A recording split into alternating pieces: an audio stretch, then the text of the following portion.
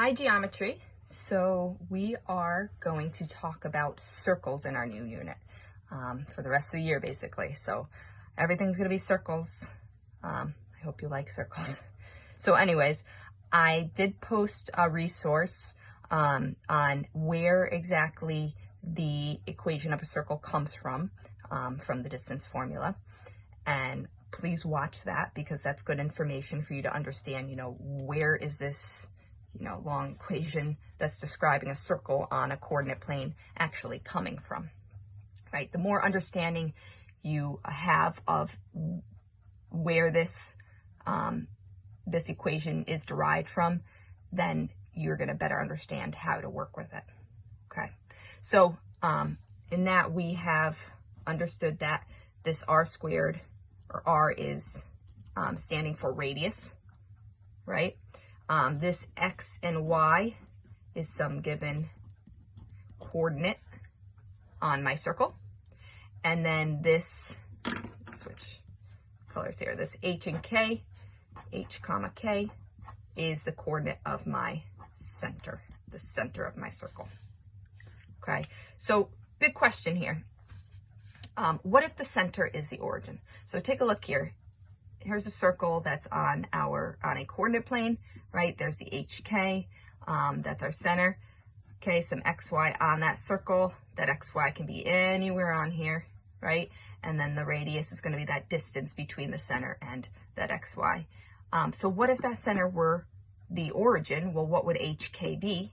HK would just be 0, 0.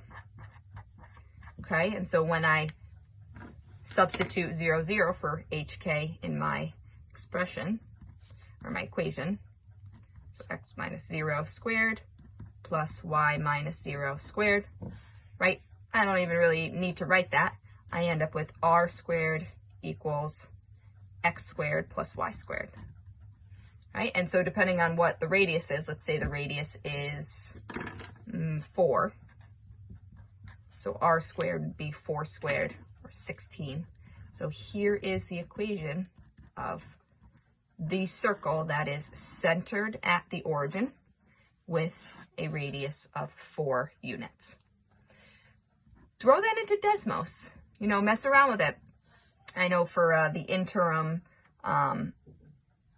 presentation I showed you guys throughout the years, I created a smiley face on Desmos. These are the equations that I was typing in when I was doing that to create the circle of the face and the eyes. So play around with Desmos. It's really easy to graph things on there and see how you can change this in different ways and see how the circle actually changes. So we're going to use our information now to develop the equation and interpret equations. So I'm going to rewrite it up here for you to reference. Okay, so my center is 5, negative 2, and my radius is 7. So this is standard form like they have here, and they're asking me to write the equation in standard form with center 5, negative 2, radius 7. So it really is as simple as substituting. So if my radius is 7, I'm going to put 7 in for r. So I know a lot of you probably skipping that step of writing 7 squared. I'm just going to do it to stay simple and organized. And then I'm going to substitute 5 for h and negative 2 for k. Now, am I substituting any values for x and y? No, I'm not, because just like the equation of a line, right, y equals mx plus b, we substituted, we have a slope, we have a y-intercept, but our x, y, those stay as variables because we're talking about all those potential points on that line. Same thing in a circle. So there's so many, infinitely many points, right, around that circle that I'm going to express those as variables because I could be talking about any given one. So x take away h, 5 squared. A lot of people forget to square their quantities. Don't forget that. And then y. So y take away negative 2 is actually going to become plus 2 squared. So 7 squared is 49 equals x minus 5 squared plus y plus 2 squared.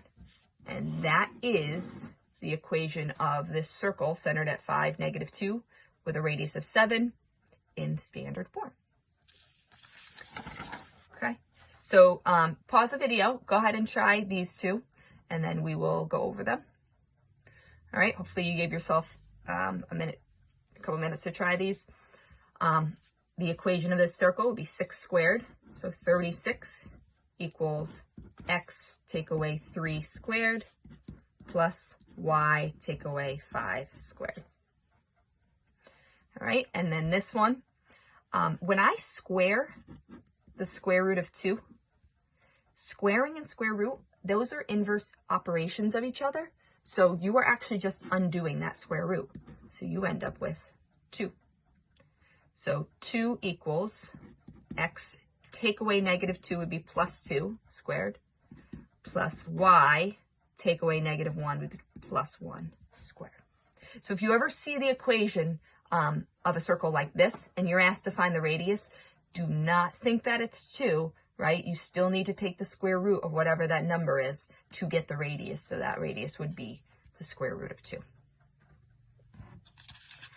So now that we have written the equation, let's just interpret some of these equations. So I have x take away 7 squared plus the quantity y plus 2 squared equals 64. So what is my radius if this is equal to 64? Well, the radius is just going to be the square root of 64, or 8. So my radius is 8, right? And then my center is going to come from my HK. And remember that reverses, the standard equation reverses the sign. So H is actually going to be positive 7, and K is going to be negative 2. That's my center. All right, so if I were to graph this, I'm going to go to positive 7, 1, 2, 3, 4, 5, 6, 7, negative 2. There's my center. And the way that we can draw this is we can actually count out from the center vertically and horizontally 8 units. Okay, so 2, 4, 6, 8. 2, 4, 6, 8. 2, 4, 6, 8. All right, and I can't go any further that way. And I can just sketch that circle in there. Okay, and so you're going to have Desmos, you're going to have graphing calculator, graphing software to do this on. Actually, just as a note, in your graphing calculator, you cannot put this equation in without doing some algebraic work first, because they only allow you to put equations in the form of y equals. So you want to be graphing these circles on Desmos. Okay. All right, so last couple, I wanted to include these because you are going to see some on your worksheet for this assignment, just identifying the center and radius from these equations, just to sum it up. So my center, right, whenever we have just x squared plus y squared, in that first example means our center is the origin. All right, and our radius here would be, don't say the square root of 4, right? This is in the form 4 squared, so our radius is that 4 right there. Okay, now in this one, notice I do not have this in standard form because I have coefficients on x and y. So what I can do here, if you notice, I have a factor of 2 in every single term. If I divide everything by 2, I can create an equivalent form of this equation, right? So I end up with x squared plus y squared equals 25. And so now I can easily see, well, my center is the origin again, and my radius is the square root of 25, or 5. What times itself made 25. All right, same thing here, not in standard form. I need to move that 49 to the other side. So x minus 4 squared plus y minus 2 squared equals 49. And now I can see my center is going to be positive 4, comma, positive 2. And my radius is the square root of 49, or 7. All right, and then the last one, again, you can see that we are not in standard form. So let's divide every term by 3 and end up with x minus 4 squared plus y plus 3 squared equals 25. All right, and now I can see my center is 4, -3, and my radius is the square root of 25, or 5.